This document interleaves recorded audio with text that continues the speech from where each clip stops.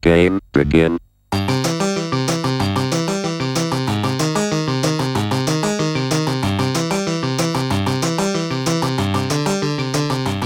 Hello and welcome to episode 4 of the Spy Colony podcast.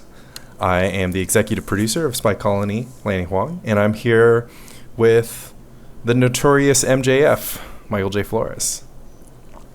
Maybe the second most notorious MJF now. The AEW World Champion is also MJF. He stole my shtick. I think he stole my birthday also. It's just ridiculous. You're telling me that there's another MJF with the same birthday? I'm pretty sure he also stole my birthday, and people are making a big deal out of it. He plays this heelish character who's just he's really just a very exaggerated, sort of entitled version of me. It's just not of my character. Version? Yes, an entitled version of me. Yeah, Do you think that you're ever a heel in Magic the Gathering pre-modern competition? In specifically pre-modern, I think I am a heel for some people. I think it's the concept of a heel comes from wrestling, right? So right. I think I'm like Bret Hart. So Bret Hart was this beloved, great technical wrestler for a long time. His character, they switched him to be a heel in the late 90s. But in Canada, he was always a huge face, even though he was a heel in the rest of the world. And so the worst thing that, in the history of wrestling was the Montreal screw job, where they screwed Bret in Canada. But I think it's like that. I think it's a perspective thing. I think that depending on if you think Michael J is an old school player because he's been around for a long time, you think of him as a face. But if you think of Michael J as an invasive species into your beloved spikeless format of pre-modern, then Michael J is a heel. That's actually how I think it is in the pre-modern community. I actually think that you're maybe overblowing the invasive species aspect, because you're really kind of you're in your own corner. But the one way in which I think you are a heel is that you are a man who makes a lot of hot takes. Hot takes like thawing glaciers, and hot takes like Guy's blessing stasis. And I think there's a little bit. Guy's blessing stasis was just a mistake. I never tested it. But, you shout it out. I'm never gonna stop bringing it up. But I ended up playing Landstill the next year. Yeah. I'm always rooting for you to win, but I know Same. how it feels. I also am. Sometimes I go out there, I make a big statement, and maybe people disagree with me. Maybe they want to see that I'm proven to be wrong. One of my hot takes is about a Manadorkless Phyrexian Rager equipped version of The Rock, and I think maybe other MJH, Mr. Michael J. Hoyp. He took to Lobstercon a version that had 3 Yavimaya Elder, and he trimmed 1 Wall of Blossoms. But I don't think Hoyp is a man to root for anybody to lose, but he's certainly a non-believer. He's a believer with a capital leave in terms of The Rock. You mean he's a non-believer in terms of what we colloquially call Lanny Rock? That's correct. This was a conversation that I had where I even think I walked by. I feel like I walked by Hoyp having a discussion about his deck with a third party, and he said something. Was it Robin? I don't know if it was Robin or someone else, but it would be appropriate if it was Robin. Friend of the podcast and noted other lover of The Rock, but. He said, he's talking about Phyrexian Rager, and he's like, yeah, I don't know, man. He's like, I don't even like Wall of Blossoms that much. I trimmed 1 Wall of Blossoms, and I that just blew my mind, because not a lot of cards in The Rock are very gratifying to cast. The list is Pernicious Deed, Cabal Therapy, and Wall of Blossoms. So I really can't imagine a world in which you trim 1. But that's neither here nor there. We're believers. Do you know how Lanny Rock got discovered? I'm gonna obnoxiously, reveal this story. So this is how it got discovered.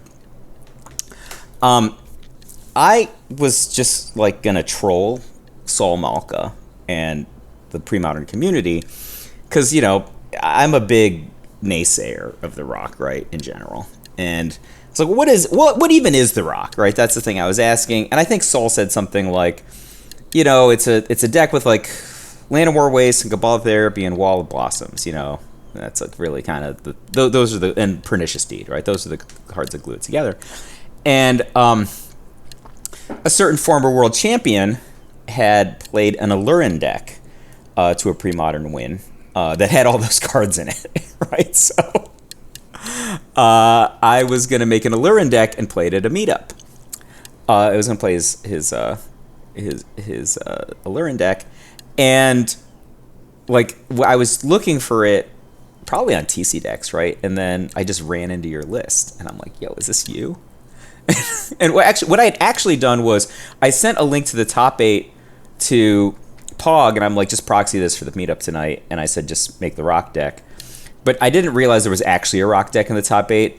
I just thought the winning Allurin deck was going to signal to Pog what deck to make, and he actually made the Rock deck, which was useless to me for my purposes at the time. So I was just like, oh man, this is dumb. So I had to go look for my own deck, and I just accidentally ran into what we colloquially call Lanny Rock, and then the pieces started to fall into place. Exactly, that's my favorite part of the story was the 2-month lag between when I actually piloted the Rock and had it published on TC decks. It's probably much to my I guess I don't know, because my main way to socialize with other pre-modern players is via Discord. And generally speaking, there's a very high cadence of results getting published from online tournaments run by the Magic Online Society. Shout out. And so if something like really cool happens, like a really cool deck list, it doesn't normally get a lot of heat just because, again, the cadence of the deck list getting published is very high and is really not too meaningful to succeed at, Spike 1 Magic Online Society event, just given how they're structured. You can have a lucky run through the Swiss, and you can have a lucky run through elimination. Although things are getting more challenging, people just don't have like a strong association with like success online versus like, say, success in the over 100 player monthly, and of course success in live events that have over 32 players.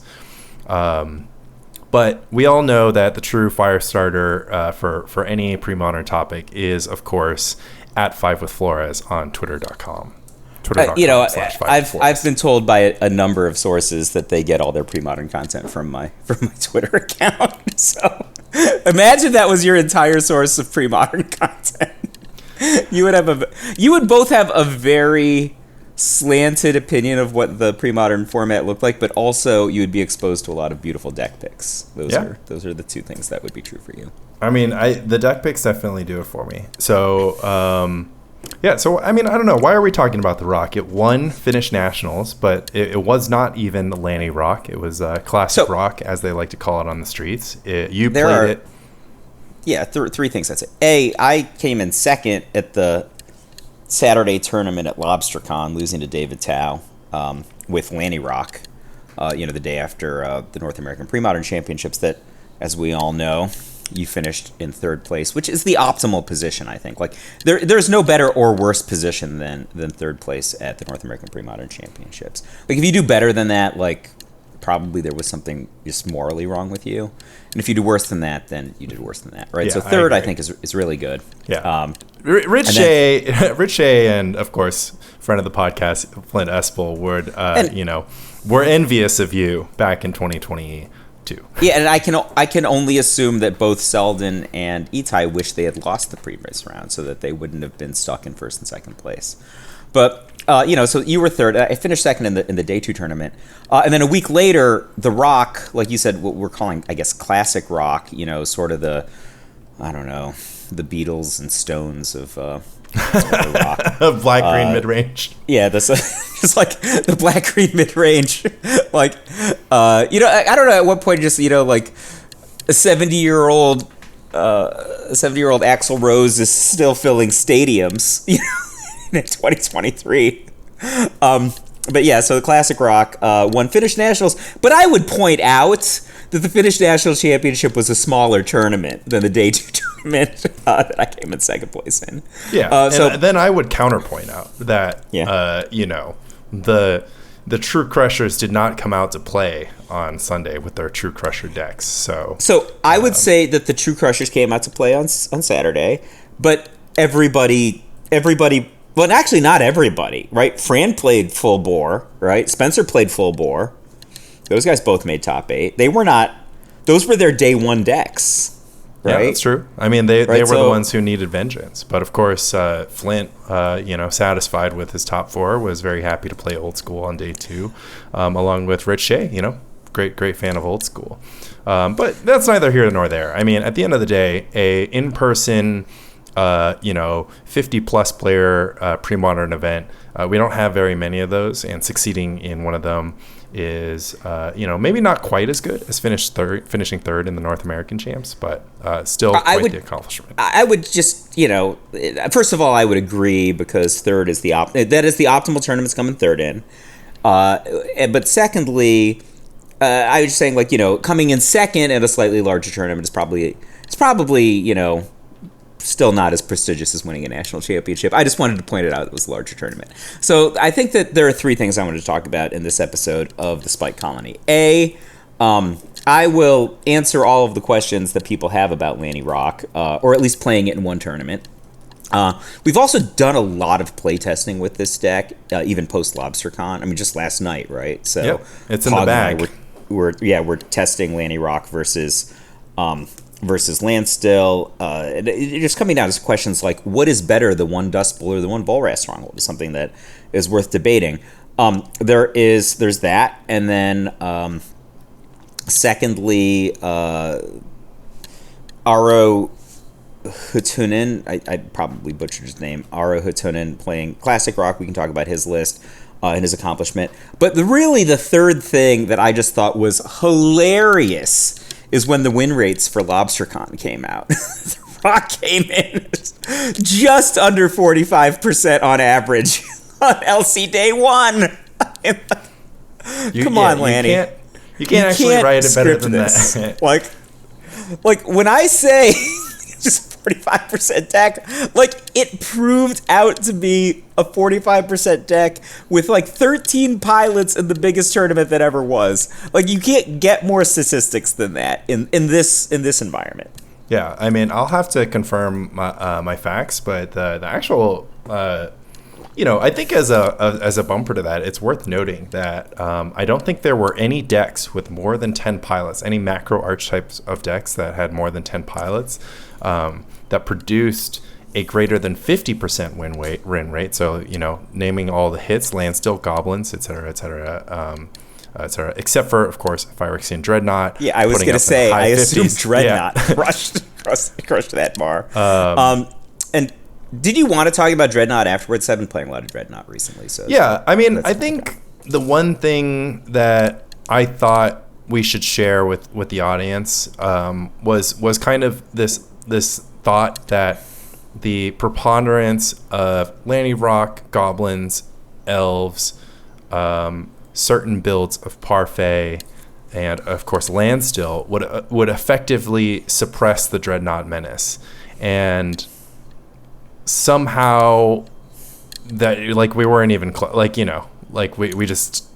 we were just wrong. We all refused to play Dreadnought, and if I'm being honest, I just handed Itai the Dreadnought deck, and I was like, here, have this deck, it's really good, but you're probably going to get crushed by some people who just bring a ton of hate, or they're just super prepared for the matchup. I just handed Itai, I was like, this is the deck to beat, and longtime readers of the Michael J. Flores canon know that for some of us, the deck to beat is not the deck to play at a tournament. Well, yeah, so the deck to beat and the deck to play are rarely the same deck. I think Macro Archetype 12-12 for Lobstercon was clearly the best deck. I don't think I got it wrong. I actually think that I got it right, and my manifestation, Tom and I's manifestation, just looks like it's super wrong. But we could have been wrong the other way and been in better spot. And like that probably sounds super circular, but I'll explain why. I never thought Landstill was the best deck. I always thought, repeatedly, and you and Fran come after me because I was an advocate of mono blue Dreadnought along with Tom for a while.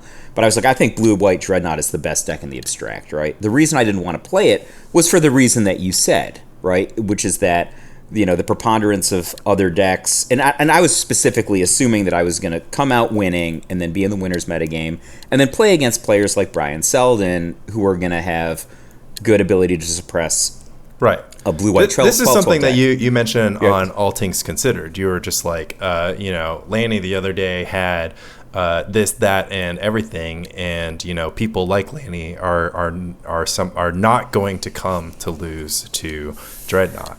Of course, I went ahead and lost to Dreadnought in the semifinals. But the problem was, I found myself in exactly the metagame that I wanted to be starting in round 1, right? So I played against literal Selden, who won the tournament. I was like, that is the kind of person that I want to not lose to playing Dreadnought. But the problem that we had was that the way that Tom and I built our deck was that we were going to lose to Selden anyway, right? So like our deck was just at a I played against Landstill 3 or 4 times on day 1, and I ended up with an even record. I think I was like 1-1-1 or something along those lines against Landstill. And I played against main deck Teferi's Response more than once. And so the problem is, like, I was playing on the back foot. I think I only beat Landstill 1 time in game 1. So even though I was able to recover in sideboarded games take a long time. I had at least 1 draw. I might have had 2 draws from Landstill matchups. Because I ended up like 4-2-2. I wasn't going to make top 8 because I had gotten a stasis loss, a few rounds in after Selden, but I also picked up 2 draws. And it was because I was behind, and even though I could recover, like I would lock my opponent in game 2, and they wouldn't concede, and then I might run out of time, for game 3, which was what happened to me in Landstill matchups. But the way that we played it, we were at a disadvantage. Our Landstill deck was like equivalently behind against Selden. We were just behind in game 1, right? So we're behind in game 1, and then we were just playing catch up to get to even, which is you're basically still behind, versus being way behind in sideboarded games like 12-12 is. And our exchange for that was that we lost all of the free wins that 12-12 gets in game 1. And so do you see what I'm saying? Like, we were actually right, but we were right in a way that looks extra wrong. But I think, like, if the lesson was blue-white 12-12 the best deck in the abstract? I always thought it was. Should we have all played it? Yeah, probably. Right? Yeah, I mean, this is like the trickiest thing. I had a friend post a poll on Twitter, and he basically said, it's after the tournament, and you find out that you played the most popular deck at the tournament with, 15% play rate or something like that. Do you count that as a success or a failure in deck selection? And I think the boomer interpretation is like, that's absolutely a failure, right? You shouldn't bring the most common deck in the room, because the most common deck in the room has like a target on its back, and it depends mathematically. So if you think about formats that are in balance, just imagine for a second a format is in balance, right? Like there's actual equilibrium, right? That is going on, and you have a rock paper scissors format. I'm just this is the easiest way to explain this, right? That you have 3 decks that are 33% against one another. If you play the most common deck, you are at a mathematical disadvantage. So it's not just a boomer thing. If the format is in equilibrium, playing the most common deck is actually bad, mathematically. However, if the 12-12 deck is actually mathematically the best deck, if it's the best deck by a big enough margin, then it is right to play. Right, of course. And I mean, I think that's like the Zoomer thing, which is just like, look, in these new formats, Modern, Pioneer, Standard, people are going to find the best deck and they're going to play it, and you should play the best deck, and you should just be outplaying your opponents with the best deck. Like, don't get out there and like think that you've got an angle, because these new formats, they're like unexploitable, and it's just like very unlikely that something that your opponents don't. Yeah, I mean, like I mean, not to get too political or whatever, but I think that if you want to talk about Zoomer formats versus Boomer formats, there's so much more skill in pre-modern, and there's so much more interplay and time in pre-modern, and like there's so much less skill in contemporary Magic. Which is not to say the players are less skilled. The average player is probably much more skilled. The problem is that the decks and the formats are so less skilled because they're dramatically more play draw dependent, and there's so much win rate that's invested in early game permanence. Just think about how no. Like, I mean, don't get me wrong. It has nothing to do with how good you are. Yeah, right? but I think the point is, even despite that, right? Like despite all of that and like the variance involved, you still want to give yourself the sort of heaviest die. Like you want to give yourself the deck that wins 60% of the time. And even though like, it's going to be a coin flip, like you're going to have a little bit less agency over your win rate, because of play draw, like ultimately you're only setting yourself behind, right? I think it's largely considered in contemporary Magic to be a mistake to brew a deck unless your brew, like, or your team, like, really, really does have something. But for the vast, vast majority of players who don't have, either like a Sam Black level of like, audience with the muse, and the muse tells them exactly where to go. And often the muse leads you astray, but you also sometimes find the secret weapon, unless you kind of have that, don't think that you have the same access to the muse, and just play the straight line, play the 60% deck, play tight, play the best you can, and win. And I think I feel like I'm accurate in saying that our squad is just not that kind of player, like not the kind of Magic player to just be like, well, there's this deck, it's super good. It wins 60% of the time. It wins more than that in our hands. But it's a known quantity, and we're just going to play it because, it doesn't feel like we're being smart. Like, I think I agree, but I think that there's an underlying reason that I'm agreeing with you that you're not implying. And so maybe I can talk about that, because I'm agreeing with you, but I think that there's like a 1A, right? Not a 2, what a 1A to that.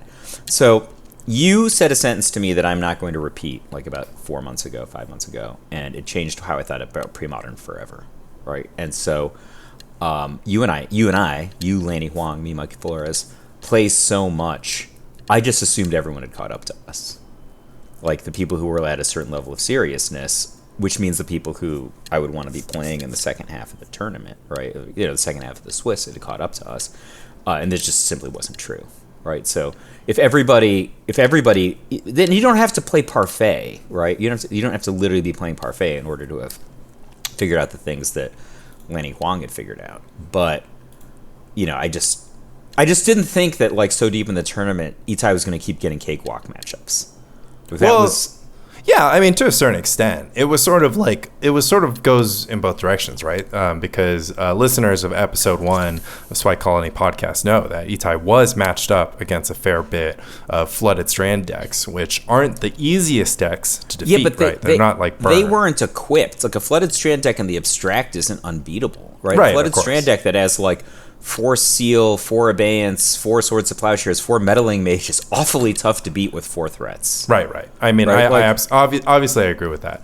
But yeah, and also a quick aside, like my pick of Parfait actually had more to do with a sort of Karsten based analysis that if you want to succeed, if you want to spike a tournament, if you want to win, you're actually better off choosing a deck with very polarized matchups. So I wanted to landslide my opponent. But that's the thing. Stifle Knot also has really polarized matchup. It's like Stifle Knot is just as good into bad burn matchups.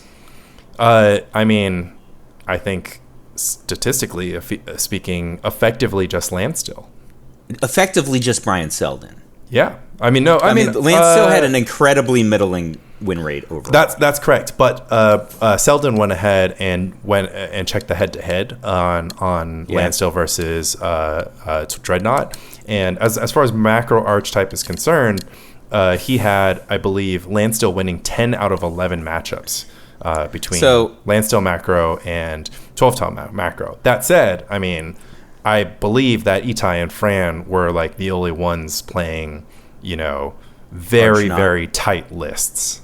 So, so this might get into... I wanted to talk about The Rock for the first... I did, and then... yeah, so... we can get to this, but I've been playing mostly blue-red, and I think if I were going to rerun Lobstercon, I probably wouldn't have played Landstill again. No, imagine I was going to... Here's an interesting fork, okay? You're me for a second. So in the first round you're going to play against Brian Selden. What changes are you going to make? You're not going to play the same Landstill deck that you played, right? If you're playing Selden in the first round, do you still play Landstill?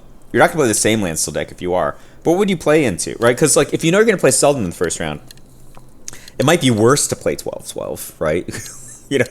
But all right, maybe I'm going to play Selden in the first round. Do I play a deck that can beat Landstill, but then I have an inferior deck for the next 7 rounds, right? Just happen to play Selden in the first round.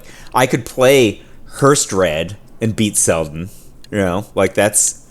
But now I'm on Hearst Red. Yeah, I mean, I'm surprised you're not saying Rifter. Right? I feel like you would just play Rifter. No, Rifter's not good. So the problem is Rifter... So the best matchup historically for Rifter is Blue-White Standstill, but David Daniel and Selden played Phyrexian Furnace in their main deck. They have 3 Furnace in their main deck. How do you can't Dragon them? Yeah, no, you're absolutely right about that. That's a terrible... so the problem is I think Rifter is still ahead, but Rifter used to be had 95-5, right? Landstill could almost never win. It was I mean, when people are oh, that's an exaggeration, I'm just play the matchup, right? It's really bad for Landstill. And you can't even really conceptualize a way for them to win because they've got basically have three Decree of Justice to win. Rifter has 4 Decree of Justice and more mana. Just start there, right? Yeah, but once you have no Eternal Dragon, you don't have more mana, and then that changes, right? But historically, it's 95-5. And there's a lot of matchups in pre-modern that are probably worse than 95-5. Life versus Alurin, Life probably never wins that matchup, right? Alurin wins 99.8% of the time or something. I don't know, Rifter against Braids or something. Braids probably wins 97% of the time. Yeah, the Braids deck, of course. The one that we're all familiar with totally existing. That's freaking gas. I think I'm gonna play. I need to make something that's different that's gonna make you happy because you need to play some gas that makes you happy. But that's a different story. Yeah, no, we should actually. I wanna share it. So the backstory that Mike is alluding to is effectively I was so high on my performance at Lobstercon that I've never seen you happier. The come down has just been brutal because now I just I don't know what I'm doing. I'm playing these decks, they're not really they suck. They suck. I'm not feeling anything. I'm not winning. Nobody's having a good time. Yeah, I'm just I mean, stuff in my personal, hard weeks at work, whatever. They're adding fuel to the fire. But yeah, it's been crazy. It's been it's been a serious slump for me. I'm kind of on tilt. I lost some matches that I felt like I could have won, and then I've just lost matches because my deck has been bad. But these are just matches at a meetup. They're just fun. I know. That's the worst part. I feel like that's the thing that's been getting me the most, which is just that meetup. I don't care if I win or lose. So what's happening? Why am I feeling it? Think about it last night, right?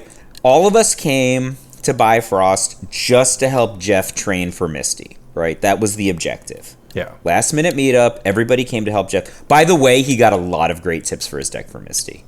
So I don't want to tip. Okay, so really substantial improvements to his deck came out of this playtest session, and then we went and got the spicy curry, and it was fantastic. No, I mean, look, who cares if your domain deck doesn't win? Yeah, no, I mean, that was perfectly fine because that was a good time for me because I love playing the gauntlet for people because then if they win, I get to claim all the credit for helping them win. But yeah, maybe I just care a little bit too much about results, and I need to relax. I need to get back into brewing goofy stuff and just kind of following the muse and whatever. But speaking of losing and being on tilt, that's why I have such a hard time playing the Rock these days. All right, so let me talk about the rock deck I played, right? And then let's talk about Aro Hutinen's deck a little bit. And then I want to talk about the playtesting that I've done with Pog between Landstill and the Rock is really interesting to me. Absolutely. Is that okay? Yeah. All right, no, so, I think talking about Landstill and the Rock is, I'm excited to get to it because just like what an all-time matchup. All right, so this is the deck that I played. This was a version of Lanny Rock that was given to me by Fran. So it was like morning of the day 2 tournament, and I'm like, oh, I brought Flint Red, I brought Fluctuator, but I kind of didn't want to play Fluctuator because Flint had done well, right? If Flint had done badly, then I would have been like, I'll play Fluctuator, right? So Fran and you were like, dude, Mike, you love the Rock. Just play the Rock. And I'm like, well, I didn't bring it. And then Fran was like, I got you, brother. So I played this. It's very similar, just a Lanny Rock deck with the more recent Lanny additions people might not know about. 4 Cabal Therapy, 4 Duress, 2 Vendetta, a Diabolic Edict, 2 Smother, 1 Naturalize. We had as many as 3 Naturalize in the other build, right? We had 2 main deck, and it was like a recent change for me to just like be like, let Pernicious Deed do the job and trim on Naturalize. Yeah, so 4 Wall of Blossoms, 2 Call the Herd. That card's been fantastic. You were right about that. Maybe we should have more.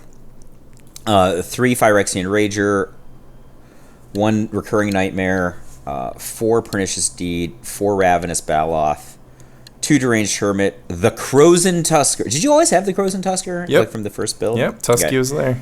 So 2 Barren Moor, Tranquil Thicket, 5 Forest, 4 Llanowar Wastes,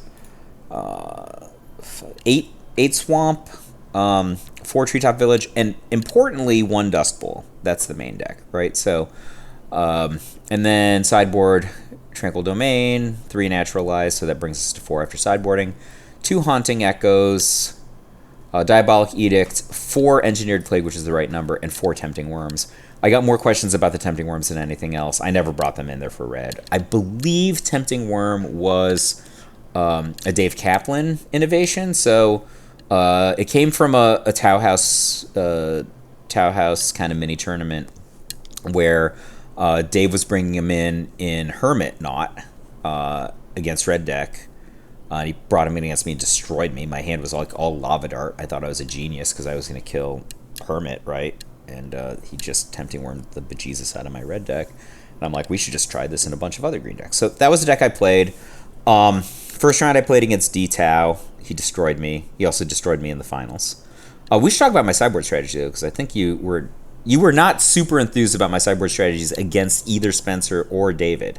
Yes. But I think I was right in both cases. And I'm happy to defend my life. Yeah, no. So basically what happened was Michael J. Flores facing down 2 different survival engine decks, Survival Elves and, of course, Hermit Feb, elected to board out all 8 copies of his discard spells, effectively in favor for some other stuff going on. Against Spencer, I sided out all my discards. Right. And then against David, I sided out all my threats. Yeah, you sided out all your threats, but you also elected to not have Plague. Engineered Plague, which, for background, the Hermit Feb combo relies on the card Volrath Shapeshifter and Phyrexian Devourer, both of which have the creature type Phyrexian. So operatively, I will point out that David won Game 3 with Seal of Cleansing in play. Right, of course. Right, but he won. So I don't know. Yeah, but he won it with that card in play, right? Which means that an Engineered Plague inside of the first 3 turns would have been irrelevant to my game winning. Right? Yeah, so, effectively. That's how far ahead he was. But no, I knew how both of us were going to sideboard. So one of the reasons I didn't have Plague was I knew he was going to side out the Hermit Feb combo, of the Hermit combo, right, in favor of only the survival combo, and that he was going to side in like the intuition sort of Auramancer package to create redundancy around survival of the fittest, and that so. My thought process around that was I'm going to focus all of my efforts on destroying survival of the fittest and make him have it and make him get it back, right, which is going to buy time. And the one thing that I really realized is I won Game 2. was like how completely ineffectual my threats are. Right, so like in game 1, I literally got him to nothing, discarded him down to 0 cards, no creatures in play, and had like, what did I have, Lanny? Like Elephant and Baloth or whatever, and he just like top decks Hermit and kills me. Right, so like there's just no clock that the Rock can possibly put on that's fast enough to justify playing with the offensive creatures. They're just not fast enough.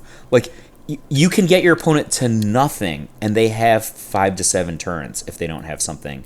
That's horrible, right? Like, can you say that in a sentence? You get them to nothing, literally nothing, and they have 5 to 7 turns. Yeah, I mean this is how the Rock functions, right? You get your opponent empty-handed, and then you're in the top deck war. And I think notably in game 2, but to nothing. I mean, destroy their survival, destroy their hand, destroy all their creatures. Yeah, if they have 5 to 7 turns, they're just gonna combo kill you. Still, you're gonna wait until they can do it in 1 turn. I mean, I agree. I think that the Rock, like, typically just isn't that good against survival decks because, you know, you can't interact with the top of their deck, and if they have any amount of redundancy, you know, they can get things going again. And you know, Hermit Feb has a lot of different plans, and has the ability to grind. And I totally agree with you. It's tricky. This is the thing that I always struggled with designing the Rock.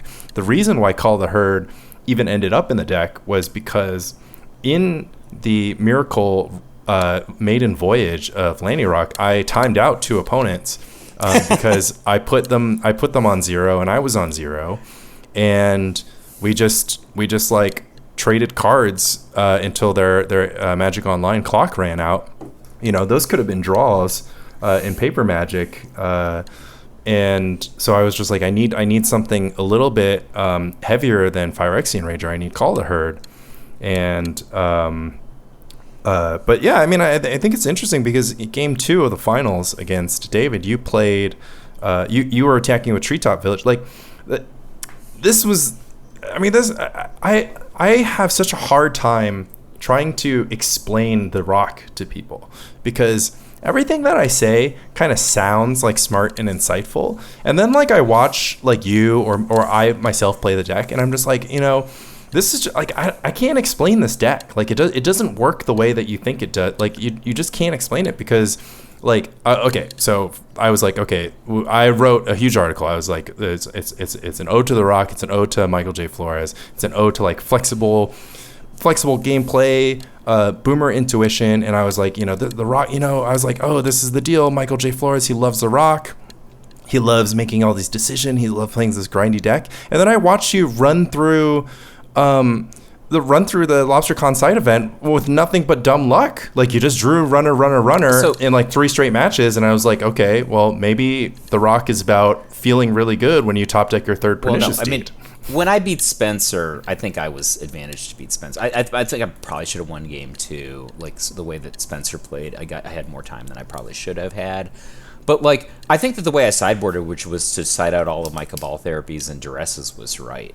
Like, Spencer's range on what cards he's willing to have in his deck were so high, I didn't want to have the card Cabal Therapy in my deck at all. Because, like, Cabal Therapy is really bad. Like, so is Duress. Like, if you have them in your opening hand and you destroy, or you just get rid of Survival of the Fittest, that feels good, right? But it's like, it's not really that good.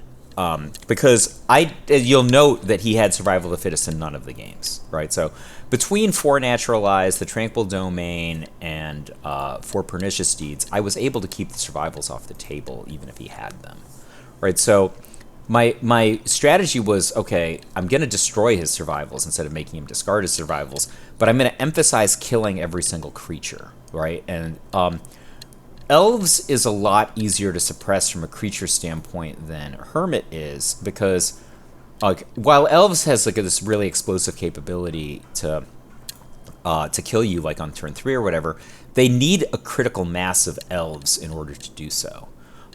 Look, they need to have like a priest, they need to have untapping capability, they need to be able to pour a ton of mana into Kamal or Gaia's Cradle, right? Like, they need to have a tonnage of stuff.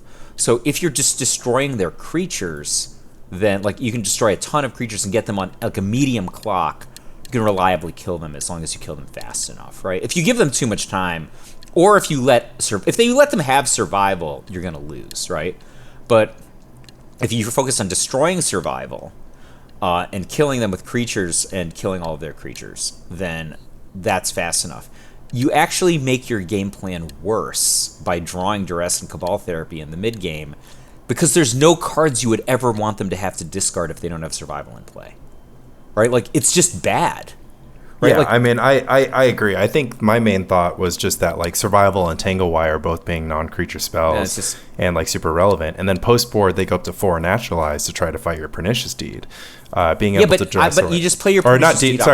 Not Deed. My bad. Engineer Plague, right? Yeah, so but you get 2 or 3 cards with the Plague. They naturalize it fine. No. Don't get me wrong. This is just like the bread and butter of why I think it's so interesting that us as friends and as players who play together, how we just navigate completely differently. Because I think what you're saying is super valid, and it proved itself, right? You won the match, and that's what matters. It's just so interesting to me that we'd have forked so hard on our approach to the matchup. And I mean, so my view is informed by Ole, right? Ole's position is nothing matters in this matchup, right? Like, even if they have Pernicious Deed, if you have sufficient time, then you beat them with the Druid Lyris and kill them in 1 turn, regardless of what they had, right? That's Ole's position. So I'm assuming that I'm trying to take a game plan that could beat Ole, right? That's the thing. So if my game plan can beat Ole, then I can beat all Elves players who are inferior to Ole. Which is all Elves players, right? That's my game plan, and I think that anybody else's game plan is irrelevant because Ole's game plan is the best. So you probably have a different paradigm you're working from. I mean, my paradigm is almost completely theoretical. For all the matches I've played with the Rock, I don't know how many times I've really tested against Elves.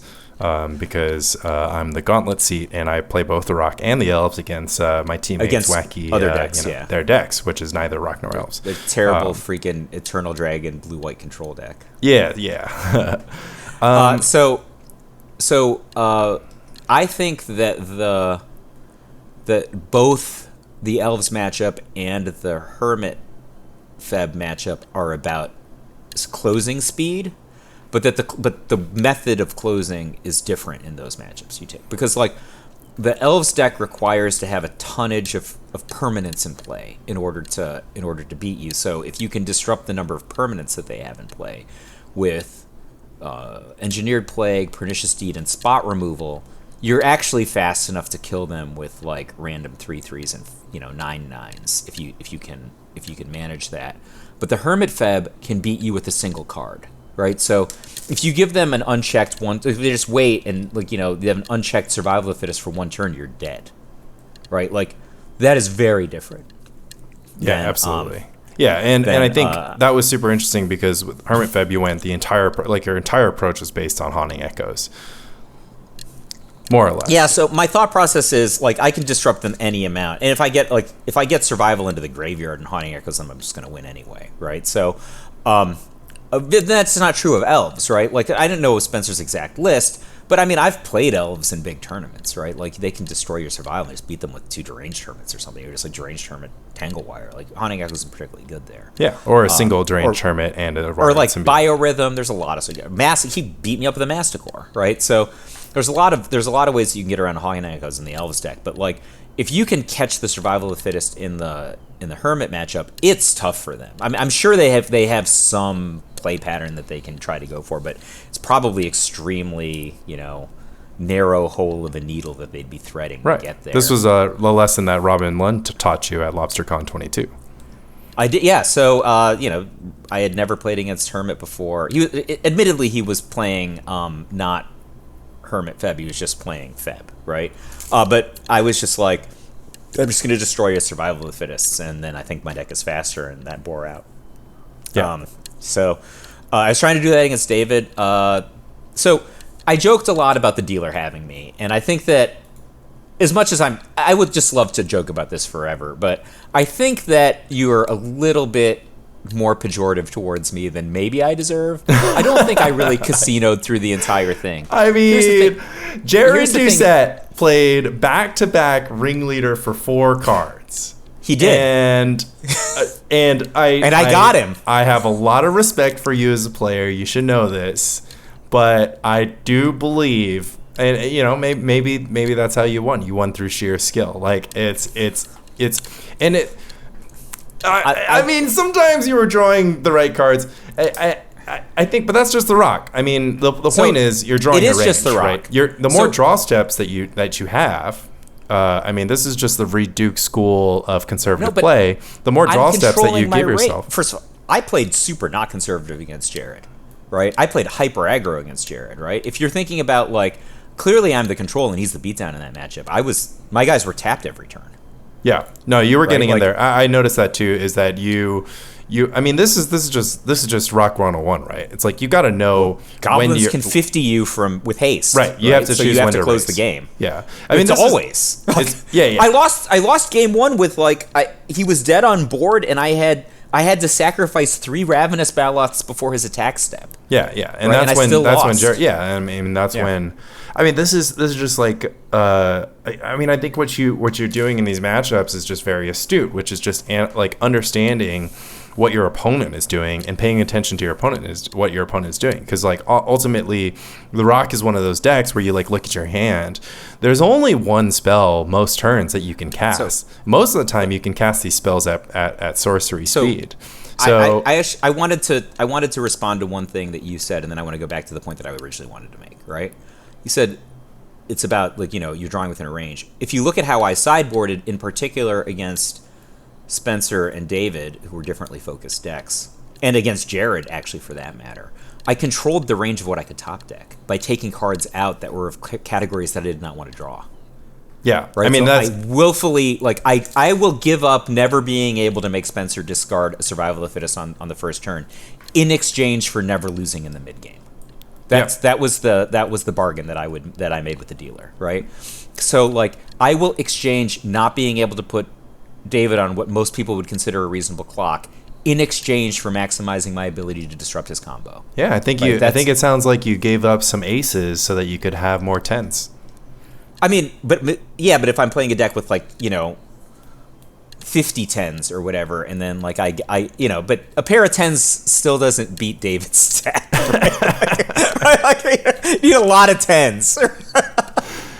Because his deck has a card that lets him assemble Royal Flush. Yeah. Right? So he's just like, oh, I've got Royal Flush again. or blackjack rather, but whatever. Yeah, I know. I think.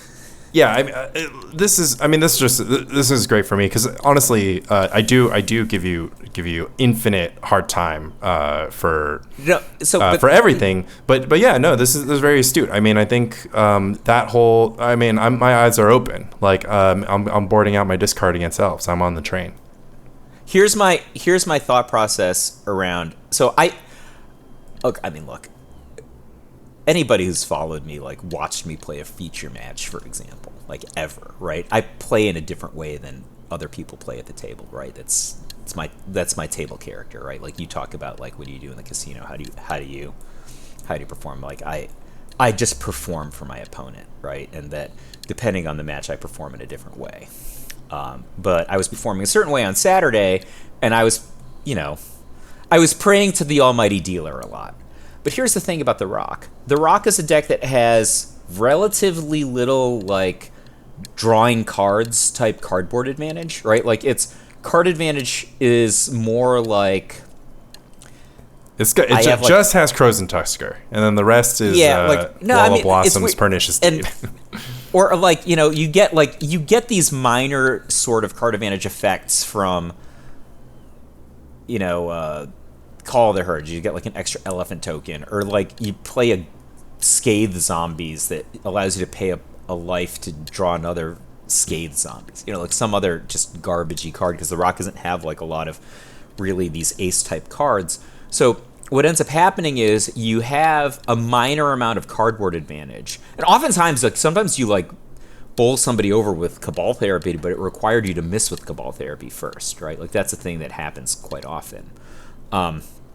So you have a minor amount of cardboard advantage, and oftentimes it's actually less cardboard advantage than your opponent is getting naturally. So, like, if your opponent just plays with cards like Standstill, Factor Fiction, Parallax, anything, Gush, right? They have so much more cardboard advantage than you, right? So what ends up happening is that the Rock's operative way to contend with opponents is by trading cardboard for cardboard, right? Yeah. So taking out the stuff that matters. Yeah, so they trade like a duress for a counterspell, right? Like, and that counterspell is going to trade with something anyway, right? So what ends up happening is that you just don't have any cards in hand a lot of the time. And so if you don't have a lot of cards in hand, then you have to ask the dealer for the you don't have any other choice, right? So you're just like, oh, he was just casinoing. I'm like, but that's just how the deck works, right? If I'm sitting here with like 5 cards in hand, either my opponent is mana screwed, so I didn't have targets for my interaction, right? Or I'm mana screwed and I couldn't deploy the cards. Like, that's basically, that's the only way the Rock has a bunch of cards in hand. You don't have these like when I was beating Pog in testing last night, right? Like, I had 0 cards in hand, but I had 8 lands in play, and he had to answer a Deranged Hermit every turn, right? That's my version of card advantage, right? Like, so, and it's not even really card advantage. I'm just putting this card on top of my deck that gives me non-cardboard squirrel tokens, but until he can deal with my Volrath Stronghold, right, then he kind of has to deal with these stupid squirrel tokens. And he's Foffing, he's Swordsing.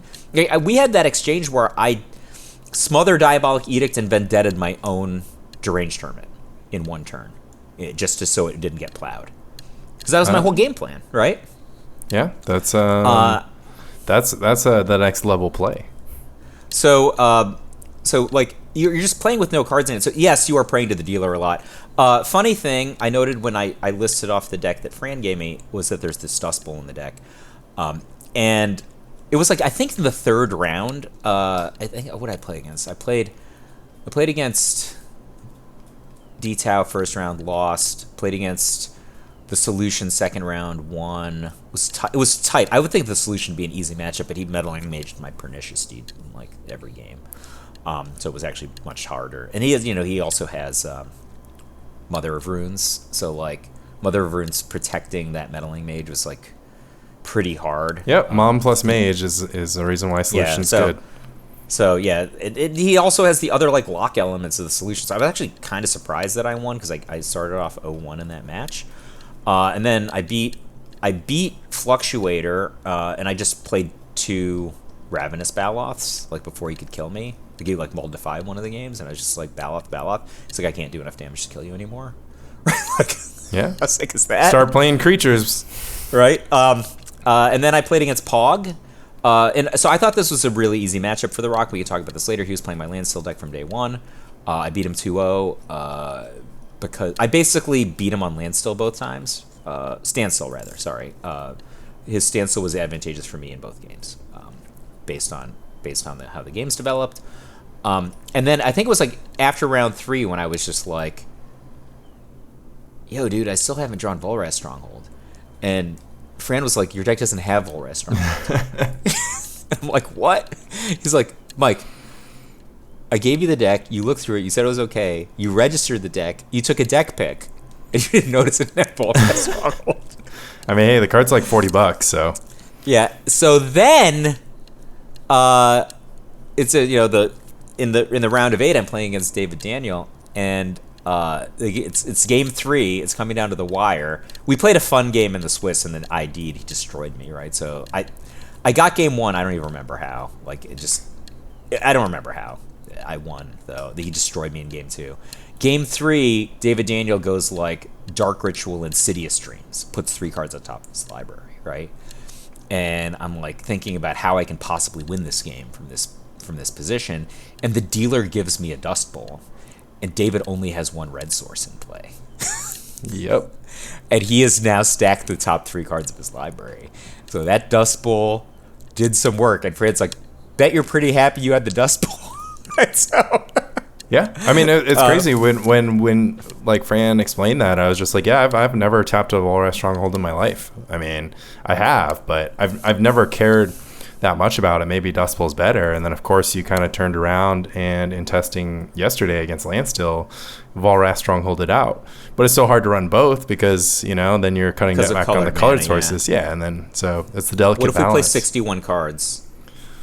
Well, it can only move you from between 44.5 and 45.5%. So do whatever you want, TBH. Run 64 probably doesn't make a difference. So, I actually don't know, but like that Volrath Stronghold was so good in testing last night. Yeah. So I was actually really surprised because I had tested the Landstill against Lanny Rock matchup with David Tao a lot before. We spent I think we just did an entire night. That was the only matchup we played one night. And I really do, I think, play an unusual amount of pre-modern. Yeah, no. I mean, listen, I played 4 nights one week. I think one thing that listeners to this podcast need to understand is that Mike does not actually hyperbole. He just believes everything he says. Like, he's serious. He's dead serious. Everything he said, he's not exaggerating. He might be wrong, but he's definitely not exaggerating. My man's plays a lot of pre-modern. We played pre-modern 2 nights this week, and there was no meetup. Yeah, no, absolutely. That's not counting. I'm sure you played online. I did. I mean, I got a busy week at work, but I still managed to lose from on my Rifter v Elves matchup. But so I played another couple hours of paper than you did this week, right? But then you played online, right? Yeah, so, I played on March. I didn't go crazy this week. So, but anyway, that was my experience with Lanny Rock. I think that ultimately, this is what I'd say about the Rock. It is a fundamentally unsound deck. And maybe if I explain this to people in a different way, other than I just don't like it, because I do like it. Like, everybody knows I like it at this point. It is fundamentally unsound. The problem is it has relatively few routes to card advantage, which means it can be outclassed by cards like Standstill and Factor Fiction. And even if it gets its game plan, which is disruption plus a medium-sized guy, right? Like a 3/3 or 4/4 guy, maybe 2. It gives a combo deck a disgusting amount of time, right? Like, that game 1 in the finals against David, I destroyed every permanent in play, put him to 0 cards in hand, and untapped with like either a Baloth or an Elephant in play, and he just killed me the next turn. Right? Like, and the thing is, like, you can't even complain that he was just going to be like, oh, he was lucky, right? He was going to have 7 turns. He's really just expect him to not draw anything for 7 turns? I can't stockpile. Right? That's not how this deck works. It's not instant. Right, of course. The big difference, right, is if both of you draw cards and you draw a bunch of counter spells, then you can effectively trade your top decks with theirs. But there's nothing you can do on the Rock to kind of stop your opponent from top decking Replenish or Survival of the Fittest and just kind of ending your day. There's literally nothing you can do. All the time, you're like... Yeah, go ahead. You draw Cabal Therapy and miss, right? So, like, I drew Cabal Therapy, and I'm like, man, what should I name? And I know Unearth is an important card to name, but he has 2 Unearths in his graveyard already. Yeah. Right, so I'm just going to blind Unearth, right? Yeah. So he, like, cycles Unearth, so I won't say Unearth, stockpiling his other Unearth. Yeah. It's right? So, like, I mean, which was a great play, right? His Unearth was face up. Actually, I think that turn his Unearth he had. Yeah, but actually, so he cycled it to protect the other one. Yeah, exactly. Yeah, he might have had both face up, but it was a super interesting. If he had both face up, I would have named the other Unearth. Right. I mean, it was an interesting spot. I mean, I think. Yeah, I mean, I obviously agree with you. Like, I struggle with the deck, but I don't know. You're kind of getting me excited. I feel like you're getting our viewers excited because what it lacks in sort of inevitability, right? I think this is a fun nugget. I dug up Sol Malka's sort of original report on the Rock, and he calls it a control deck. And I don't know, did you guys not have the term mid-range, or did you just not think the Rock was a mid-range deck back when you what year was that? I mean, Sol had been playing decks named after wrestlers for as long as I've known him. Sure, but like, this was about the Rock. This is literally his OG like deck tech on the Rock that was published on sub website. I mean, are you sure it was his OG deck tech? He was playing decks that had similar vibe forever. So I won a neutral round tournament with a Sol Malka deck that had River Boa. My point is that there was a Deranged Hermit deck during I'm pretty sure it was Deranged Hermit, Phyrexian Plague Lord, and I'm pretty sure the words "The Rock is fundamentally a control deck" were in the tournament. Was it an Urza's block tournament or a standard tournament? Well, yeah. Why is it important? I guess because he built the Plague Lord version in my record. He had a 4X Plague Lord version that was an Urza's block format deck, right? So if you're saying this deck is fundamentally a control deck, and you're saying that in extended, and you have a deck and you say this deck is fundamentally a control deck, and you're saying that in block constructed, the context of the decks around you matters. Both of those statements would have been made after the article "Who's the Beatdown" had been written. Right, and Saul was obviously aware of it, right? So if you're saying I'm a control deck, just the general statement of in the abstract, my deck is fundamentally a control deck. The implication is the deck is just slower than the other decks around you, right? Like that's just like the first thing you would think, and right? I mean, do you feel like prior to Who's the Beatdown, conceptually mid range was not like a thing top of mind that you would like have this deck that was faster than dirtily decks and slower than aggro decks? So I don't want to say something that was grossly inaccurate, but I remember like Trey Van Cleve was a high performing player in this time frame, right? And I don't remember if he top 8'd Pro Tour New York 99. I think he just maybe he was just outside of the top 8, but he won Grand Prix Philadelphia the next year with the 3 deuce. And Trey had always described himself as liking aggressive decks that were not the fastest deck, right? And he would say I like these decks and they have Wild Dog or whatever, like a 2-1 for 1 or whatever, but then I can Granger Guild Major guys, I can disenchant something, so I'm not the fastest, I'm not like Suicide Black, I'm not like Sly, right? So you would think of that as kind of a more mid-range deck, right? I don't think that there was a lot of rhetoric around that. If you think about Pro Tour 1, and this is compressed time, right? You're talking about 1996 versus 1990. Who's the Beatdown was written in March of 1999. Pro Tour 1 is in 1996, so it's less than 3 years distance at this point. The aggressive deck at Pro Tour 1 was Green-White Armageddon, which in any other context would be considered a mid-range deck, right? Its threat is 4 mana. It's a much slower Terravore deck, right? If you want to think about it that way. It's Sarah Angel, Autumn Willow, Deadly Insect. Deadly Insect was an aggro card, if you think about it like that. Right, and you were aggressively getting there with Armageddon, and sometimes you had elves, sometimes you didn't. Sometimes you had, Moss Diamond, sometimes you didn't. So, that was an aggro deck, right? But this was, this was just before Beatdown, right?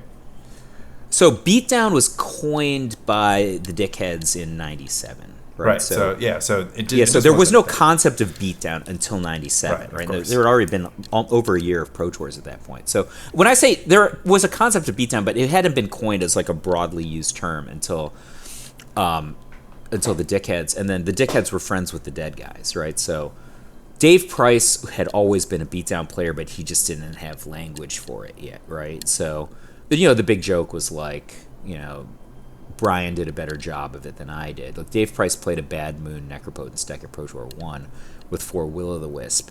Hacker came onto the scene by leading the Swiss at Pro Tour Dallas, which was my first Pro Tour, with Bad Moon Necro with 2 Urg Raiders. And he played Terror. Hacker was such a maestro. But he conceptualized this thing called Beatdown. He conceptualized playing less. So I would say if you want to crystallize 97 Hacker and what became Beatdown in the parlance of players in 97 and 98, right? Which really, I called everything Beatdown. We called our mono blue decks Beatdown because we just loved Hacker. So anything you wanted to be Hacker was so cool, right? So it was the hair. It was pretty funny, right? I remember reading a tweet or something, and Patrick Sullivan was just like, when I was X age, all I wanted to do was hang out with Jamie Park and Brian Hacker, right? And I was just, as I called Peace Sully, and I was just like, I actually ran into Jamie Park on the street on the way to archery last week, and I'm going out with Hacker tonight. Right? Like, what does 16-year-old Patrick Sullivan think about that? Flex on Pete Sully. It's just like, heard you like these guys. Yeah. But like, everyone wanted to be Hacker. Like, if Magic had rock stars, Hacker was a rock star. Right? He had blue hair, and girls were chasing him across countries. Right? Like, they would yell "Azul, Azul" out in the waiting line outside of a spectator event because his hair was blue, right? Yeah. So like we would play like a 2/4 flyer in mono blue control so that we could have beatdown elements because Hacker wanted us to beat down, right? So beatdown wasn't a thing until '97 was when people started talking about beatdown. And if you think about like a Sukata Lancer, right? A 3 casting cost 2/2 haste was a beatdown creature that was like a high performing card in that era. Yeah, right. I mean, Iron Claw works. I mean, that's like the whole thing. I mean, I guess the reason I bring this up is just because like, now we have sophisticated language and it's pre-modern and it's the rock and rocky decks have existed throughout the ages in every Magic format, right? But like some sort of mid-range deck that doesn't have counter spells that. Oh yeah, we're running long now, but I guess I really wanted to bring this up, which is just that like.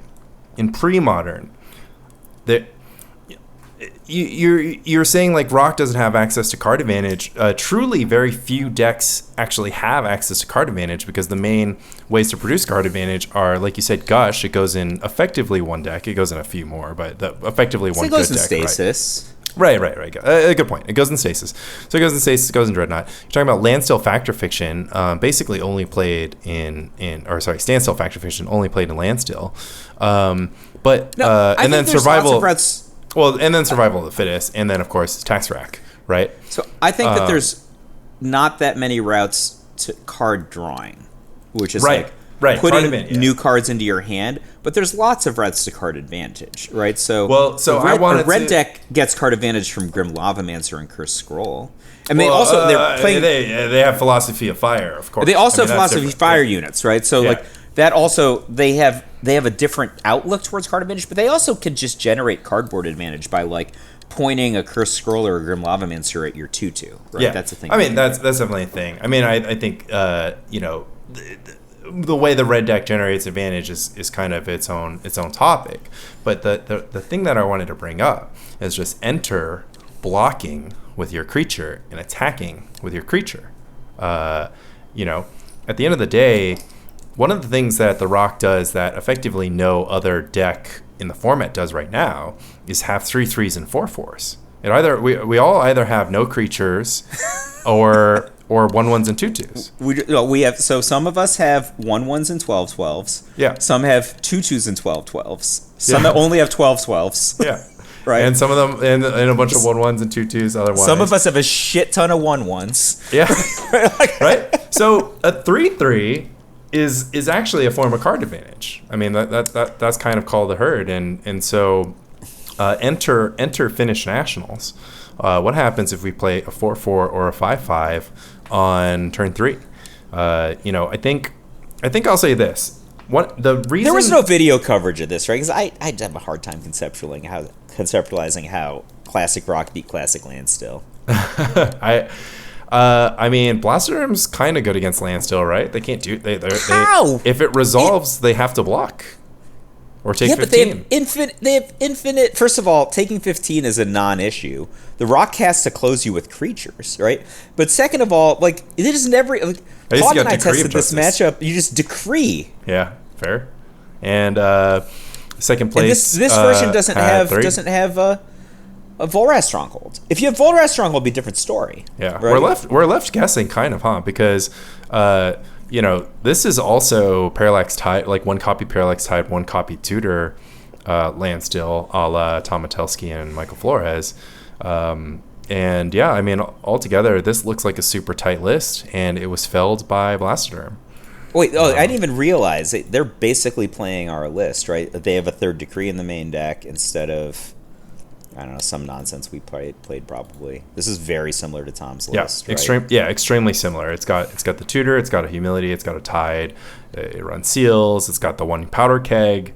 You know, it's really just using flex slots for flex slots. I mean, and I didn't want to skim over this on the rock list. I think one of the things I had was like, how many mana sources do you think should be in the rock? Oh my god, I didn't realize there's 22 lands in this deck. Yeah. There's 22 lands. This is barf. There's 4 Wall Roots. So there's 26 mana sources, right? Yeah, but you just, I mean, like, Pog will just send a Swords to Plowshares at a Wall of Blossoms. Forget about a Wall of Roots. Right. I mean, he sent Swords to Plowshares at my Wall of Roots so fast last night, and he's just like, I'd do it again. Well, just wants to get in. Not sure. I mean, yeah. I mean, I guess that's he's using his philosophy of firing. He's philosophy of Daniels. Yeah, philosophy of Daniels. Yeah, shout out Dave Daniels. Never shy about attacking with the Mishra's Factory in the early or the mid game. But yeah, I mean, like here's my point about Wall of Roots. Like this comes from Sam Black's analysis of mana rocks in Commander, and the way the Sam goes into it is pretty straightforward. It's just like, look, if you go turn 1 land, turn 2 land mana rock, and then you miss your 3rd land drop, your mana rock would have just been a land, right? And I basically borrowed that analysis and applied to the rock, which is basically saying is like, look, 22 lands, like sometimes you're just going to get stuck on 2 lands. So yeah, sure, you got 2 lands and a Wall of Roots, but it's no longer ramp. And then sometimes you get flooded because you have 26 mana sources. And then, of course, sometimes you deed away your own stuff. But yeah, but this structure creates such a wider range, and so the wider your range, the more capable you are of getting lucky, right? Yep. So I think your average game you get what we would consider unlucky at a higher rate than somebody who has a tight list. But you can just get way more lucky. Like you can get perfect draws and perfect top decks in a way different way different height of your ceiling because there's so much more variance. Yeah, but your 22 land deck can draw as much land as a 26 land deck when it has to, and now you have Wall of Roots to accelerate, and then in other games you just stop drawing land because you don't want to draw any more land, and you just sort of have a perfect number of threats in the mid game, right? So there's just that variability is, I mean, I hate to put it this way, like the worse your deck is, the more variability is going to benefit you. Well, maybe. I mean, look, this is like a viable strategy. I mean, we can't ignore that. Wall of Roots enables you to slightly increase the curve of your deck, and not get punished for that as often, right? You'll still get punished if you're flooded on 4 drops and you don't draw your Wall of Roots. But if you do draw your Wall of Roots, like you're saying, you won the roll on that. Yeah, but so let's say you're just like 2nd turn Wall of Roots, 3rd turn Blastoderm, right? In for 5, Deranged Hermit, go, right? Like that's like the lottery winner of Wall of Roots, into threats strategy, right? I mean, you just have more stuff in play to get wrathed on turn 4, your opponent's turn 4, right? Like, yeah. I don't know. Do you even deploy this way? I don't know. Like, because you must know that you're also going to be more likely to get wrathed, right? I mean, this is like a concept that I'm pretty interested in, which is just like, what if you just attack? Like, what if like your disruption package? Because like what is this pilot trading? They're basically saying, okay, I have 25 lands in Lanny Rock, right? We always play 25.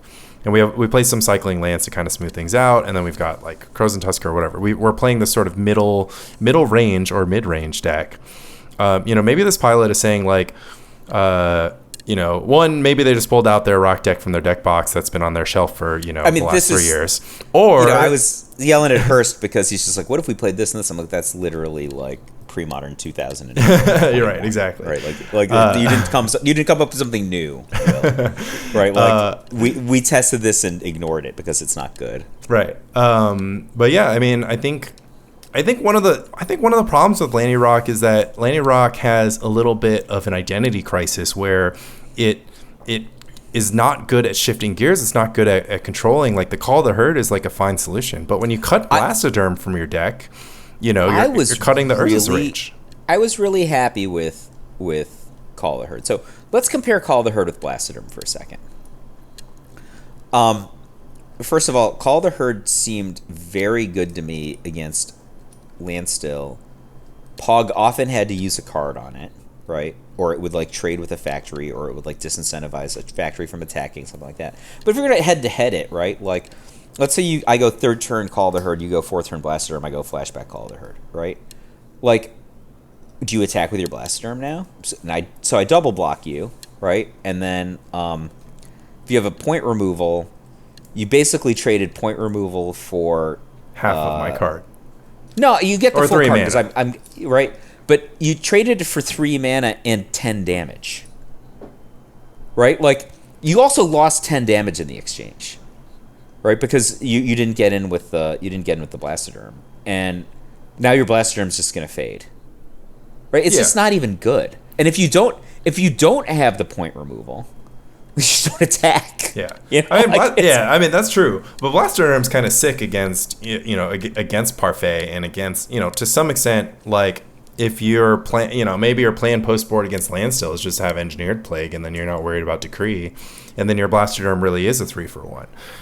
Is that good, do you think? I think it sounds plausible. I mean, you got Deed, right? Like, in game 1, you got Deed. Your Deed's not doing anything, right? So if your Deed clears the way for your Blastoderm to deal 15 damage, it's kind of your removal's not putting in work for you. I was so you might as well hit happy with Deed in versus Pog every time I played it. I play it and he doesn't counter it because it's not good, and I agree because it's not good. But in the mid game, he either can't attack for a turn with Mishra's Factory or Fairy can't Conclave. play Landstill, Yeah, or like I blow up a Standstill, or like literally he's just like in this impasse. He's like, all right, send this Mishra's Factory. I'm just block with all my tokens, right? And then it's like, all right, this is like not a good trade. It's just like fine. But I have a Standstill in play and 2 more Mishra's Factories. I'm like, actually blow up your Standstill and cast 3 cards, right? It's not good, but like in the right situation, having that in play allows you to either he has to blow Seal of Cleansing on it, right? Or it just prevents one of his 2 major routes to card advantage. Like, one of the good ways that you can lose with the Rock to Landstill is just letting them land Fact or Fiction and Standstill effectively. So, yeah, I mean, I think and there's one more thing that we're not giving some minor amount of credit for, is that you can play your 22 land deck, but you can fuel those land drops through the mid game with a card we both dislike strongly, Yavimaya Elder. I mean, I played Yavimaya Elder in the original version of the Rock that I qualified with. It was gas. I didn't even have Cabal Therapy hadn't even been printed yet. But we kind of, I mean, I don't know. I guess maybe I'm the only one who dislikes this card because, with Rager, you get them both. And Yavimaya Elder, you have to choose. And I don't really know what you're going to do with the basic lands past 5 and 6. The other land, H, and Brian Kowal have opinions about Yavimaya Elder versus Phyrexian Rager. And I think that there are arguments for both, right? So the thing that I dislike about Yavimaya Elder, which I think a lot of people are not going to identify, is that it costs double green, right? Like, you have so many swamps, just straight. Although Aro Hatunen played 7 forests, which is way more forests than Lanny Rock plays, because I guess you have to get those Birds of Paradise out. He doesn't have Birds of Paradise. No birds. You get those walls out early, right? So like just double green it's not nothing, right? Like you just can't just pretend that it's not a factor, right? Of course, and the single toughness makes it so much worse against red decks, which are already challenging matchups. Yeah, no, good points all around. I mean, they at least hedge by only having 2 copies, and of course the Wall of Roots helps them, turn that 1 forest into 2 green sources. I mean, overall, what I'm seeing is 15 green sources main. Like, that's not always going to cast Elder on 3, but, Elder on 5 is a play that some players aren't really Lanny. into. 5 casting cost 2/1? I mean, draw 2 freaking basics? That's atrocious. Yeah, no, I mean, it's slower than a concentrate, but it is what it is. In the immortal words of Chris Lockman to me at Northeast Regional Championship, like 2008, how bad did you think your opponent's keep was that you possibly thought that was a relevant line? Yeah, no, I mean, that's the question about your opponent cannot be playing a real pre-modern deck if that is your line. I mean but this is like, that's the beauty of pre-modern, right? You just like, that's the beauty of the rock. It's like that's the beauty of pre-modern. Sometimes they don't have a real deck. No, I mean, this is the je ne sais quoi of pre-modern, right? Because I think what we know about contemporary Magic is that you're so often not playing what I like to call like a scuffed game, right? A game where you just don't have it all, and you gotta like figure out how to put together, because the cantrips are so bad. Opt is like so bad. Like even your blue white, even the most consistent deck in the format, mono blue Dreadnought, like sometimes your Dreadnought's not in the top 20, and then you just got to figure out something else to do. And so similarly, Rebel went down to whatever was the Magic Fest last week. Whatever it was. SCG, probably SCG Baltimore. Whatever it was. And then instead of playing whatever stupid contemporary formats there is, Rebel just played pre-modern for 2 days and picked up pre-modern games. Came back to New York and was just like, yo, can we...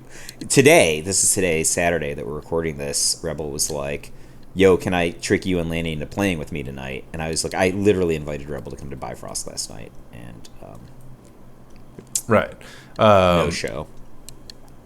Yeah, well, I mean, anyways, my point is, Rebel just had a ton of losses where Dreadnought was not in the top 30 cards, despite infinite card drawing. Right, and that's how pre-modern kind of works, and that's kind of the gamble that you take with Dreadnought. Most of the time, you're gonna portent and impulse and kind of find it, but you only, the best that you can do is run 4 portent, 4 impulse, and then sleight of hands and hops. I mean, I've been outward about how much I dislike those cards, but ultimately, so you like portent and impulse and dislike sleight of hand and opt. Is that what you're saying? Yeah. Mono blue plays all 16, right? Mono blue plays as many as it can. It probably plays closer to 14. Like it does make room for like I think if you played all 16, you like wouldn't have like any boomerang, any like merchant scroll, reality ripple. Reality. Like your fine flex with slot. that. I am 1,000,000% fine with no reality ripple, no boomerang. Yeah, if that's the gamble. I would also play fetch lands and whatnot. But that's neither here nor there. My broad point, right? But you like that portent more than I do. That's correct. I mean, obviously, I love portent. I mean, portent to me is just. I mean, portent, I think, unequivocally, is the strongest cantrip in pre-modern. Pause for a sec. I wrote an article about how portent sucked and everyone should play sleight of hand. Right. Yeah. I will just go on the record and say you rolled the tape, right, and you were like, I'm going to write down every single time this portent gets cast and just decide which one is better. It turns out portent was better than sleight of hand in the tape you rolled the majority of the time. I would say you ended up being right, and that portent's actually even better probably than you thought it was, and quite plausibly playable, but for reasons that neither of us really encompassed until like a Tau House meetup like 5 months later. Right. We're talking here, we're referencing, of course, Mike Flores' most recent article on Cool Stuff Inc. that you can go read, talking about the unlock. About the moment that I effectively was playing Dreadnought against Stasis. We're sitting there. We both have 7 cards in hand. Neither of us is about to make a move. And I drew my card for the turn. I had 8 cards. Itai explained this on episode 1 of Spy Colony. I have 8 cards in hand. I'll cast Portent, start the next turn with 8 cards, draw step 9 cards, gush 11 cards. And all of a sudden, now I'm working with dead. And all of a sudden I'm working with a lot more resources than my Stasis opponent. And then to top it all off, what if you have Brain Freeze? That's going to be a sweet turn. But that's a feature, not a bug, right? But we didn't know it was a feature yet, right? But my objection to Portent at the time was I had only played Mono Blue Dreadnought at the time, and I was just playing with training wheels, right? Like I just turn 2 killed my opponents over and over and over again. So it was, so the slower cantrip was always going to be less attractive to me. Right. And I think it still kind of is at your core, because I watch you play these games with Blue-Red Dreadnought, which you've picked up recently. and just like the amount of times you have Lotus Petal in your opening hand it's unnatural. Like whatever. Oh, you don't you don't like how many times I just first turn combo my opponent with Daze backup? Whatever bargain you made, like whatever god, once again, whatever god you pray to, I'm in. That's your church, yeah. Because I've seen an uncanny amount. Like if you watch Michael J play Blue Red Dreadnought, you might start to wonder why Lotus Petal ever got cut from Dreadnought decks in the first place. Because you're just like, wait. They're always in my head. Like, yeah, how is this okay? They're like stuck. They're like he wiped off a little bit of his sweat onto like a copy of Vision Charm, a copy of Dreadnought, a copy of Lotus Petal, and a copy of Daze, and just they're just married to each other. Like whenever he riffles, because like it's just like you probably played about like 30 games, and it happened like 6 times. It's an unreal amount of times. Yeah, so on the play. So you won the die roll too. Oh yeah, I had 2 first turn kills in the first 5 games we played that set. Yeah, I mean, one of them was on the draw. Okay, fair enough. I mean, enough to make you a believer.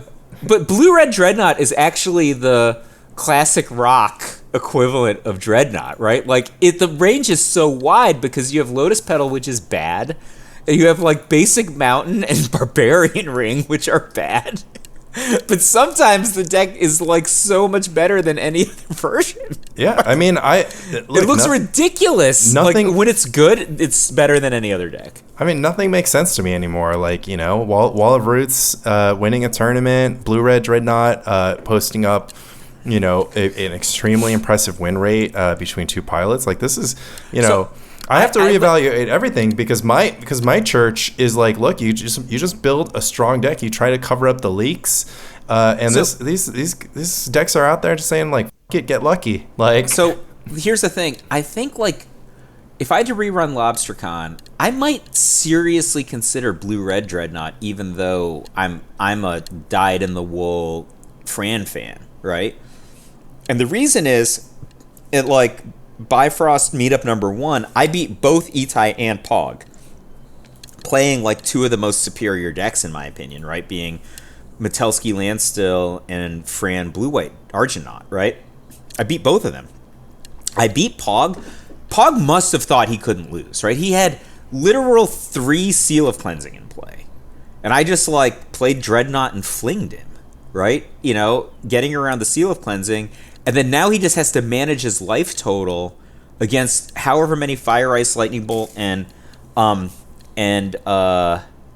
Lavamancer I have. And at some point he had to seal his own humility so that he could Swords to Plowshares to stay alive because it was crazy. Yeah, I mean, I think there's more to Blue Red than obviously getting lucky, and I think we'll probably definitely want to explore that in the mana is a disaster. Yeah, that's the thing, right? Like, it is the best Daze deck in the format and the worst Daze deck in the format because it has 10 effective islands, it has, right? Or 10 real islands. No freaking islands. Like when it's running, the Dazes are unbeatable, and like I just had. Like, I would win games where, like, I'm just keeping this hand that's just, like, Gush Daze, Shivan Reef, you know, Mountain, you know, like this hand is so close, right? But it's already a Molten 5. What are you going to do? I mean, I guess you're going to mold to 4. Yeah, but it's so close, you know, like, it's a challenging deck. I think, like, there are other Dreadnought decks, I would say. So I think you and I, because we come from a Tom Metelsky-centered universe, and then Fran is like the first and most important outgrowth of the Tom Metelsky-centered universe, if you think about Dreadnought decks. I would say that's at least where I come from, and I think that's also where you come from, right? But you just glommed onto Fran way faster than I did. But there are other Dreadnought decks, right? Like, Flint won last year with a Dreadnought deck where the Dreadnought was the side plan, right? There are Dreadnought decks like, you know, Braid's Reanimator that it just happens to have Dreadnoughts in it. And or they're like, I think that maybe the best deck for next year that I definitely want to work on is like a version of Eddie the Intern's mono blue Tide Stifle deck that kills with Dreadnought. I mean, it's like, this is crazy, right? Like, what if you took out all of his like slow ass Palin cards, right, and just like played Dreadnought combo? There's so much overlap already. You can actually get value from like Nevinral's Disc Vision Charm, right? That's a thing you can do. A little bit of context. In the June monthly, a hybrid mono blue Tide Standstill Dreadnought deck made the top cut, and Mike lost his mind at the concept. Now, of course, there's a lot that we would do different. But the main shell of it was a mono blue Tide Control deck. It has 4 Stifles. It has 4 Chain of Vapors. It has 2 Phyrexian Dreadnought. It has a disc. It has 4 Spike, your normal package. It was just kind of the 2 decks smushed together. It's got some Mishra's Factory in it, too. It's got some Standstill. Mike was really drawn to this. I kind of think that maybe it doesn't, because it gives up on the turbo angle, it might be less exciting. But Eddie the Intern, Eddie Hawk, a friend of the podcast and local, likes to play a Sapphire Medallion Cutting Wish version of this mono blue Tide deck. And I think if you bring it all together, you tie the entire room together, with Cutting Wish and Sapphire Medallion to kind of keep most of your janky Stifles in the board, that might be a good way to get the stew going. Because I think the biggest issue I have with Mono Blue Tide is that it has like 4 copies of Chain of Vapor, and Chain of Vapor is just kind of an awkward card that's not very good. And it's also great against 12-12 decks. Well, it's really bad if you have your own 12-12 in play. Well, can't have it all. So I think if you just grease the wheels, you figured out, only the blue good cards. You got Sapphire Medallion. I love that card for mono blue applications. It gives you that mana rock. It gives you the unlock again. I don't think I would play that, and I'll tell you why. That sounds so much like a Birds of Paradise Pernicious Deed pre-Lanny rock situation to me. I know. I think is it Signet. I think that it's the Signet. It's the turn 3 Signet hold up counterspell. And then the next turn you can like play Factory Fiction for 3 mana, and things are looking pretty good.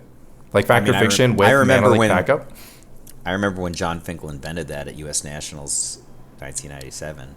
Just like leave up Mana Leak on turn 2, third turn Signet Sapphire Medallion, leave up Mana Leak, then Ophidian with double counterspell backup. It's weird that I knew that play pattern. Yeah, and somehow you missed it, and then you missed it. But I didn't know it in 2006 or whatever. You're just like... Well, I did a team event with Brian Kibler after, because Finkel had made the U.S. national team with his Forbidian deck with Sapphire Medallion, and Kibler was like, Mike, we have to play this on our team, and I'm like, why? I mean, I was like, I wasn't like objecting, right? Like, John Finkel's my friend. He had just come in third or whatever in the U.S. National Championship. Obviously, his deck's probably pretty good. But he's just like, and he shows me this play pattern. He's like, I think we'll always win, right? So, flash forward, we won the tournament, right? But we played the team event in nationals that year. But the Kibler was on that deck. Yeah, I mean, I don't know. I think the bottom line is I'm excited about brewing again. I started the podcast. I was on tilt. I was losing. I wasn't loving the decks that I was playing, and the fire's back, man. I'm just excited to build this our new mono blue Tide Knot deck. I'm excited to continue work on blue red Casino Dreadnought. I'm excited to try out some Casino Rock, see if there's anything I was missing about Wall of Roots. I mean, if you're big into Lanny lore, you actually know that I do have a deck in my file that has 4 Wall of Roots, 4 Blastoderm, 4 Ravenous Baloth, 4 Call the Herd, and just says, screw it, all creatures, let's just attack, let's just block, let's just get in there. Maybe I'll revisit that whole concept. Don't we have a deck that's like Soul Lands, Morph Angel, Just little kid green white with soul lands. Soul lands, Mox Diamond. Just go Mox Diamond, Soul Land. Turn 1, call the herd. Turn 2, Blastoderm. Turn 3, Beast Attack. I don't know. Anything's possible. And then Armageddon, of course. But I'm excited. I mean, I'm feeling good about brewing. I think we should sign off with, of course, the big shout out to. Wait! Before we sign off, I think it was the 1998 U.S. National Championships. 1997, Finkel played Finkel Post. So. All right, good fact check. I think it was 1998. No, sorry. My shout out is, of course, going to be like. I got like 100 shout outs. One, of course, the Midwestern Pre-Modern Championships at Misty Mountain Games in Madison, Wisconsin is happening on July 1st. I think everyone should go to it. Unfortunately, this is the official announcement that the hosts of the Spike Colony podcast won't be in attendance. But we are sending friend of the podcast, Jeff Ferris, in our stead. And of course, Francisco Polachek will be there. Flint Espel will be there. There's a Mox Diamond Grand Prize. That's super hype. Man, if I knew I could win an English Mox Diamond, which I'm on the hunt for, maybe I would have reconsidered my position on going. Who's your pick to win? Sam Black, reigning doubt. Reigning champion Will Hurst. No, Samuel H. Black. I don't care if he plays either of his decks that I absolutely hate and don't even think are good. I just know that Sam Black will find a way. That's just what they do. Honestly, just in awe. And look, I'm just a fan of streaks. I like to build up the storylines. I like to thicken the plot armor. So I feel like Sam Black should dominate for a couple, so that somebody can slay them over there. What about you? Well, first of all, I think you might be discounting the plot armor of young Aaron Dix. Aaron Dix flew to Europe to play in the Euro Championships and narrowly missed top 8, losing to Rifter, right? Which is just the nightmare matchup for him, and he mulliganed to 5 in the last game. Aaron Dix is due, brother. Oh, that guy is the road warrior of the entire Magic the Gathering pre-modern community, and he slumped Lobstercon. He was tops in PSS. Obviously, Rich Shea is the only true tops, right? But he was high in PSS. Narrowly lost to Tom Metelsky, our housemate, in the monthly just not that long ago. Aaron Dix is due. Yeah, no, I think Aaron Dix is a great choice. I'm really excited to see what he brings. I know he wants it because we all know that he is more than capable of taking a trophy. He was, a little bit of inside baseball. He was felled by Sam Black in their last meeting during the Winter Cup or Spring Cup, and I messaged Aaron. And I was just like, he was just like, what do you think I should do? And I'm like, well, you got to come up with strategy to beat Sam Black. And Aaron was like, I'm not even scared of Sam Black.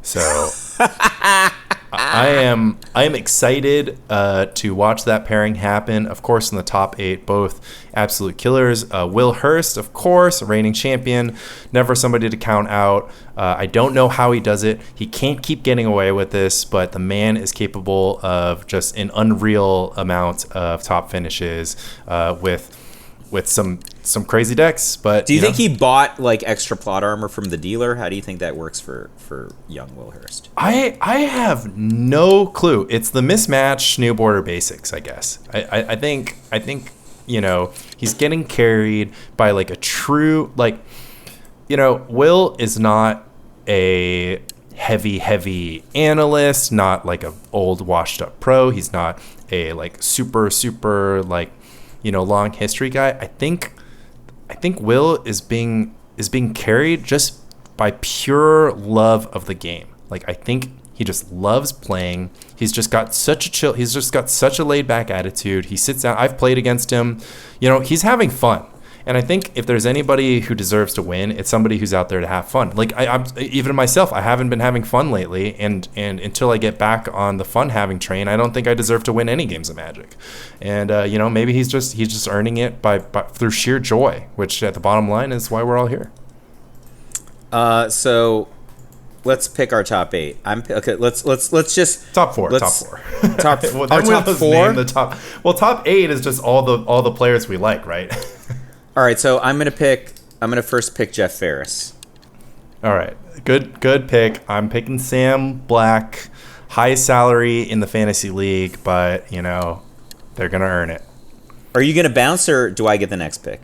Yeah, and then I'll bounce. I'll pick Hursty. I'll pick the two locals, and then you can have I'm Aaron taking Dix. Flint Espel then. Oh, you're taking... Well, then I get Aaron. Yeah, or no, you get two. We're only picking four. We're bouncing, no. Yeah. Oh, we're each picking four. Yeah, right? no, that's right. Okay, so I want Aaron and Flint. Yeah, you got Aaron and Flint. All right. So you got Jeff Ferris, Aaron and Flint. I got Sam and Will. I am going to pick for my final two. I think I'm going to go with Artie. Artie brought the Grotog deck, and that's like my pet deck. That's our mutual pet deck, and I really believe in the deck. I think it's very challenging. I do think it's a little bit underpowered, but what it lacks in power, you can make up by being a killer on it. I think Artie's time has come, and then of course, rounding out my top four is going to be Francisco Polacek. I wanted Fran, obviously. Okay. So I get one more pick, right? Yeah. So I'll take Caleb Durward as my last pick. Oh, Caleb's such a sick choice. I hope he's got something new. I know he's all about that red-green survival deck, and that deck's really cool. But I would love to just see him try out something that's even cooler than that. I would have gladly taken Fran over Caleb. No offense to Caleb, but I had to first pick my man Jeff Ferris. So. No, I'm excited. I mean, Jeff is going to be I believe, the sole representative from the New York squad, and he does so much for us by helping put together the meetups. And for the longest time, we were hosted at his office. We've now moved to Bifrost Games, so we had a big testing session with him yesterday. And Jeff put up good results. He also set up the Gauntlet. Bifrost Games relationship, right? Yeah, exactly. He's the man in who's texting back and forth with the owners. Yeah, so.